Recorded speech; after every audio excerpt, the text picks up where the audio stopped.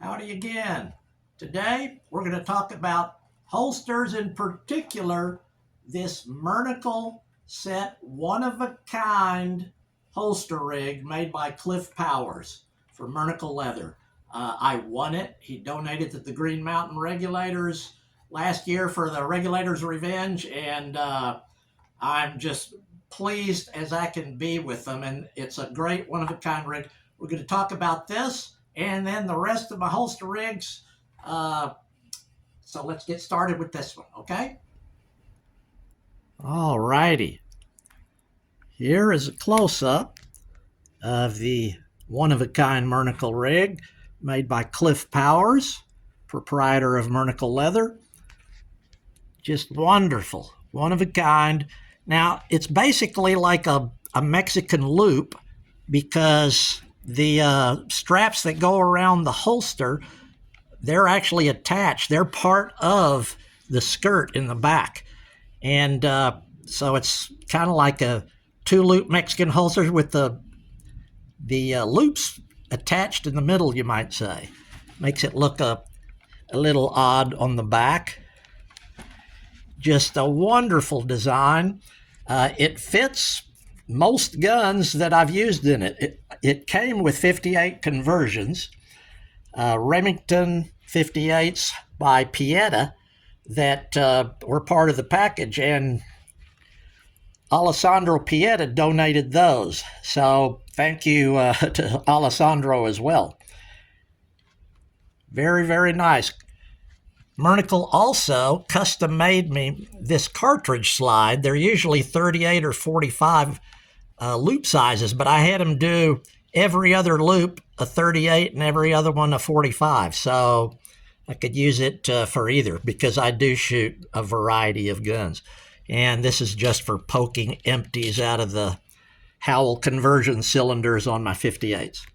So, wonderful rig. Thank you very much to Cliff at Mernickle Leather. I've got a lot of their gear, and you're going to see some more coming up.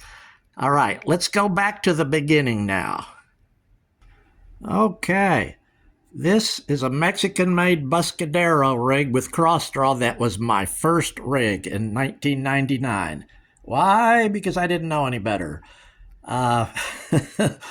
It came from a gun show, and the styling is obviously not authentic at all. But, you know, it was fully functional. It worked fine. Now, the cross draw had too much of an angle on it after SAS changed their rules to 30 degrees maximum angle on the cross draw.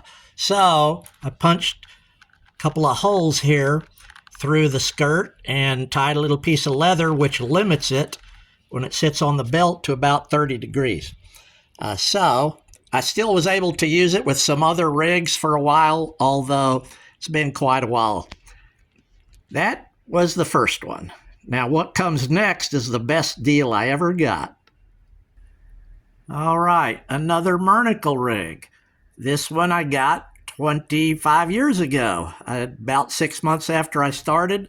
Found it at a gun show, a Western art dealer with a bunch of pen and ink drawings in barnwood frames. Had this on his table. He had taken it in trade. And the price was just ridiculous. It was $75. I did not try to talk him down. This was made by Bob Mernickle, the original Mernickle, when he was still in Canada. And it's got cartridge loops with holes in them. That was kind of a trademark of his back a ways. I used to ask people if I saw that on their belt if it was a Mernickle, and it often was. So just a real high quality, wonderful rig.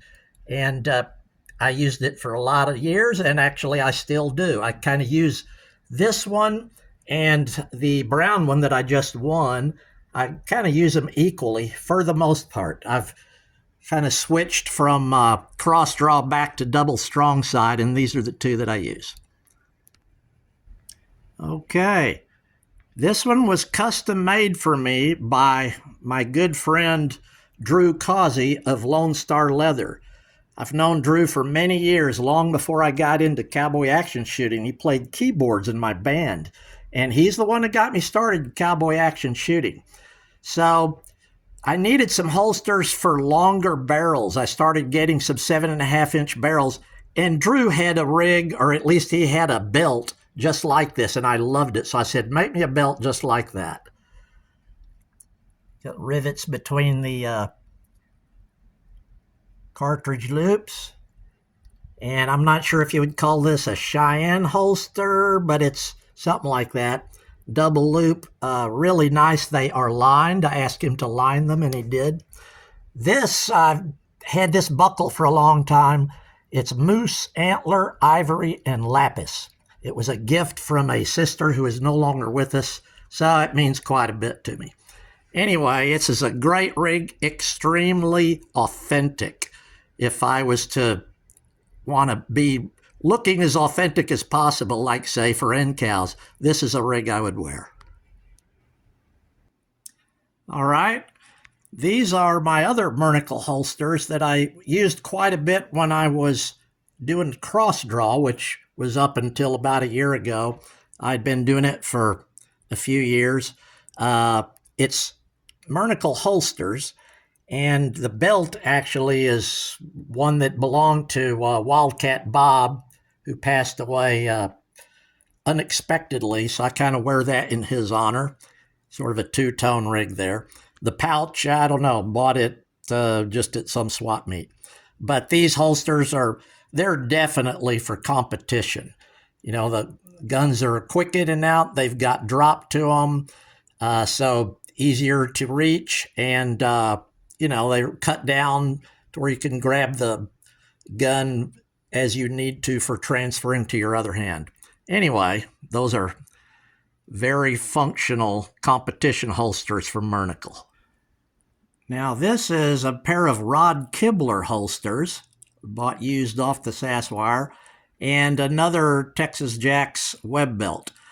These holsters, they're really gamey, and when I'm wearing them with guns in them, the grips of the guns kind of stick out sideways. It looks funny. It doesn't look at all authentic. But, this is for competition. The way they are down lower on the belt and the cant to them makes it much easier to draw long barrels, especially if I'm shooting gunfighter. So that's what this rig here was for. I've got a real high waist and real long arms, so long barrels are particularly hard to draw if you've got high riding holsters. All right, this rig is one that I've used before when I needed cross draw and had a long barrel. Both of these holsters actually were donated to a Plum Creek Shooting Society raffle by Jake Jones, who is no longer with us, rest in peace. And the belt is a Texas Jacks web belt. No frills there, but looks good, works good. And finally, here's the Wild Bunch rig.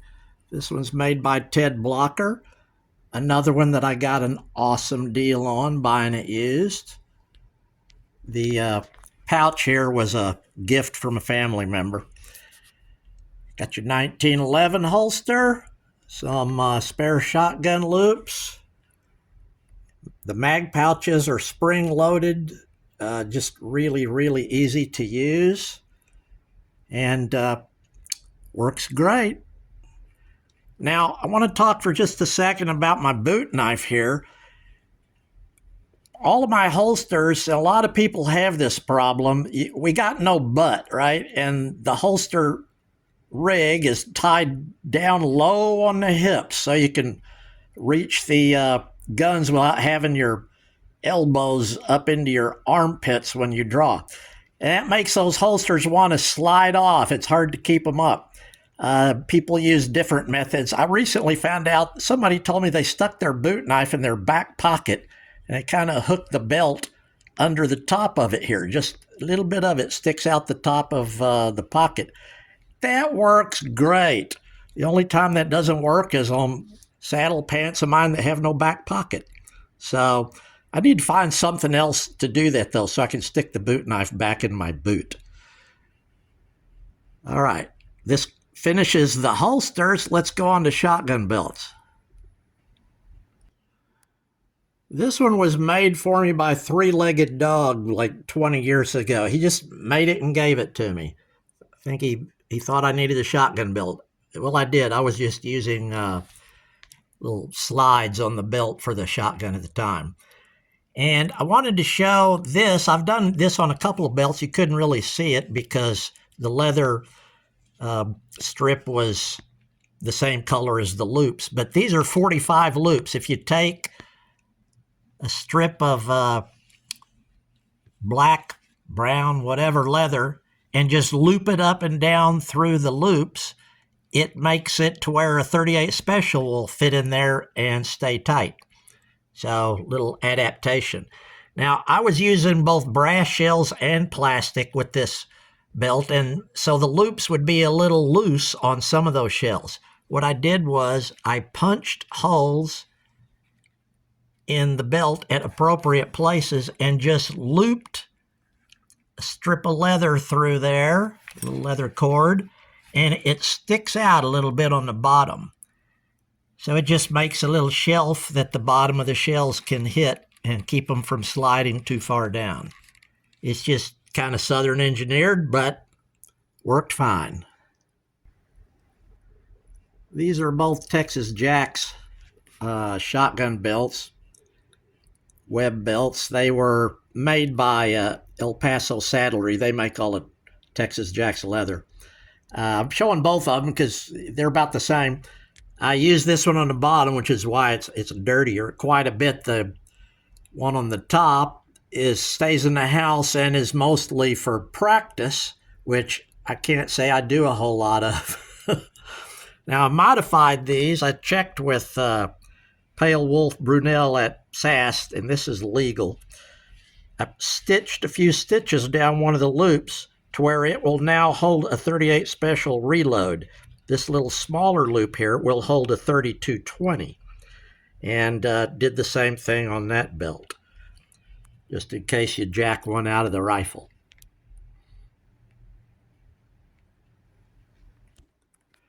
Now this is a Doc Noper shotgun belt.